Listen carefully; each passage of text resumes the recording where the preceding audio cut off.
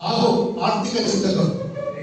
ಕ್ರಿಸ್ತಶಕ 16ನೇ ಶತಮಾನದಲ್ಲಿ ಅತ್ಯುನ್ನತ ಮಾದರಿಯ ಯೋಜನಾಬದ್ಧ ಶೈಲಿ ನಗರವಾಗಿ ವಿಸ್ತರಣೆ ಮಾಡಿದ ಬೆಂಗಳೂರು ನಗರ ಸಂಸ್ಥಾಪಕ ಕೆಂಪೇಗೌಡರು ನಾಡು ಮತ್ತು ಜನರ ಹಿತರಕ್ಷಣೆಗಾಗಿ ಕೋಟೆ ಮತ್ತು ಗುಡಿಗೋಪುರಗಳ ನಿರ್ಮಾಣದ ಜೊತೆಗೆ ನಗರ ಹಾಗೂ ಕೃಷಿ ನೀರಿನ ಸಂಪನ್ಮೂಲ ವ್ಯವಸ್ಥೆ ಹಾಗೂ ವಾಣಿಜ್ಯ ನಗರವಾಗಿ ಅಭಿವೃದ್ಧಿ ಮಾಡುತ್ತಾ ರಕ್ಷಣೆ ಮತ್ತು ಆಡಳಿತ ವ್ಯವಸ್ಥೆಯಿಂದ ಇಡೀ ನಾಡು ಶಾಂತಿ ಮತ್ತು ಸುಭಿಕ್ಷವಾಗಿರುವಂತೆ ಆಳ್ವಿಕೆ ಮಾಡಿದ ಜನಹಿತ ಕಾರ್ಯಗಳಿಂದ ಲೋಕಪ್ರಸಿದ್ಧಿಯಾದ ಮಾನವತಾವಾದಿ ಕೆಂಪೇಗೌಡ ನಾಡ ಪ್ರಭುಗಳು ಅಜರಾಮರಾಗಿದ್ದಾರೆ.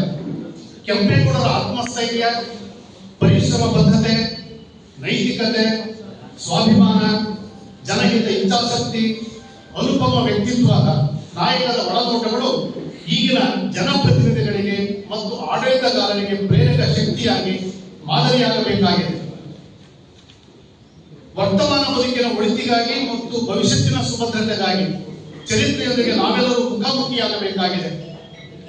ಪ್ರಸ್ತುತ ವಿಶ್ವವಿಖ್ಯಾತವಾಗಿರುವ ಬೆಂಗಳೂರು ಕರ್ನಾಟಕ ರಾಜಧಾನಿ, ಉದ್ಯಾನ ಮತ್ತು ವಾಣಿಜ್ಯ ನಗರಿ ಹಾಗೂ ಮಾಯಾನಗರಿ ಎಂಬ ಪ್ರತೀತಿ ಬೆಂಗಳೂರಿಗಿದೆ.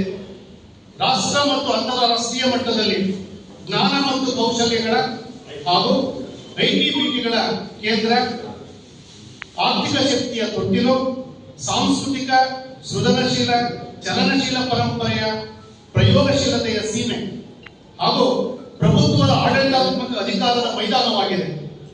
ಬಹುಭಾಷೆಗಳ, ಬಹುಸಂಸ್ಕೃತಿಗಳ, ಬಹುವೃತ್ತಿಗಳ ಬಹುತ್ವಗಳು ಭಾರತದ ಪುಟ್ಟ ಪ್ರಪಂಚ. ಸಮತೋಲನವಾದ ಹವಾಗುಣಗಳಿಂದ ಕೂಡಿದ ರಕ್ಷಿತ ಪ್ರದೇಶ ಬೆಂಗಳೂರು. ಜನಸಾಂದ್ರತೆಯ ಒತ್ತಡಗಳಿಂದ ಅಷ್ಟ ದಿಕ್ಕುಗಳಲ್ಲಿಯೂ ಮತ್ತು ಕೃಷ್ಣ ಜಯಂತಿಯವರ ಆದೇಶವನ್ನು ತಿಳ್ಕೊಂಡೆ ಮತ್ತು ಎಲ್ಲ ಸಮಾಜದ ಏನು 46 ಜಯಂತಿಗಳನ್ನ ಬಸವಣ್ಣನವರ ಆದೇಶವನ್ನು ತಿಳ್ಕೊಂಡ್ರಿ ಅಂತ ಹೇಳಿ ಎಲ್ಲ ಸಮಾಜವನ್ನ ಇನ್ವೈಟ್ ಮಾಡಿ ಇಂಥ ಒಂದು ಕಾರ್ಯಕ್ರಮ ಯಶಸ್ವಿಯಾಗಿ ಮಾಡಬೇಕಂತ ನಮ್ಮ ಶಾಸಕರ ಆಸೆ. ಅದೇ ರೀತಿಯಾಗಿ ತಾಲೂಕು ಆಡಳಿತ ಸಹ ಎಲ್ಲ ಸಮಾಜವನ್ನು, ಎಲ್ಲ ಅಧಿಕಾರಿಗಳನ್ನು ಕರೆದು ಪ್ರತಿ ಒಂದು ಇಂಥ ಒಂದು ಕಾರ್ಯಕ್ರಮ ಯಶಸ್ವಿಯಾಗಿ ಇವತ್ತು ನಮ್ಮ ಈ ಕಾರ್ಯಕ್ರಮದ ಒಂದು ವಿಚಾರವಾಗಿ ಕೆಂಪೇಗೌಡರ ಪರವಾಗಿ ಈಗಾಗಲೇ ನಮ್ಮ ಶಿವಲಿಂಗಪ್ಪನವರು ಹೆಚ್ಚಿನದಾಗಿ ಅವರು ಏನು ಕೆರೆಗಳ ನಿರ್ಮಾಣ ಇರ್ಬೋದು, ಬೆಂಗಳೂರು ಅಭಿವೃದ್ಧಿಯನ್ನು ಪಡಿಸತಕ್ಕಂಥದ್ದು ಇರ್ಬೋದು, ಎಲ್ಲ ವಿಚಾರಗಳನ್ನ ಅವರು ನಿಮಗೆ ತಿಳಿಸಿದ್ದಾರೆ.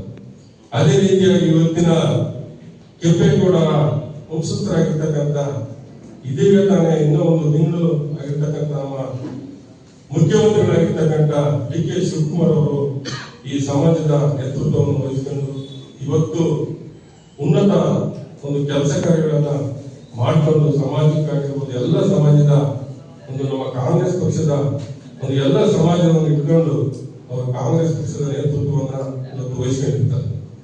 ಅವರ ಪೂರ್ವದಲ್ಲಿ ಇರ್ತಕ್ಕಂಥ ಸಿದ್ದರಾಮಯ್ಯನವರು ಸಹ 3 ವರ್ಷಗಳ ಕಾಲ ಸತತವಾಗಿ ನಮ್ಮ ಶಾಸಕರಿಗೆ ಬೆನ್ನೆಲುಬಾಗಿ ನಿಂತು ಅವರಿಗೆ ಏನಿದೆ ಬೆಂಗಳೂರಿನ ನಿರ್ಮಾತರು ದಿವಂಗತ ನಾಡಪ್ರಭು ಕೆಂಪೇಗೌಡರು ಎಲ್ಲ ಅವರು ಮಾಡಿದ ಸಾಧನೆ ಬಹುಶಃ ನಮ್ಮ ಇಡೀ ಭಾರತ ದೇಶದಲ್ಲಿ ಮೊಟ್ಟ ಮೊದಲನೇದಾಗಿ ನಮ್ಮ ಏನು ಗಾತ್ರದಲ್ಲಿ ಒಂದು ನಗರ ಯಾವ ರೀತಿಯಾಗಿ ಇರಬೇಕು ಅಂತ ಹೇಳಿ ಇಡೀ ಭಾರತದಲ್ಲಿ ಪ್ರಸಿದ್ಧವಾಗಿರ್ತಕ್ಕಂಥ ಜೊತೆಗೆ ಪ್ರಪಂಚದ ಬೇರೆ ಬೇರೆ ದೇಶದವರು ಕೂಡ ಬೆಂಗಳೂರು ಅಂದ್ರೆ ಭಾರತ ದೇಶದಲ್ಲಿ ಬೆಂಗಳೂರನ್ನ ಗುರುಸಂತ ಕೆಲಸ ನಮ್ಮ ನಾಡಪ್ರಭು ಕೆಂಪೇಗೌಡರು ಮಾಡಿದರೆ ಅತಿಶಯೋಕ್ತಿ ಆಗುತ್ತೆ.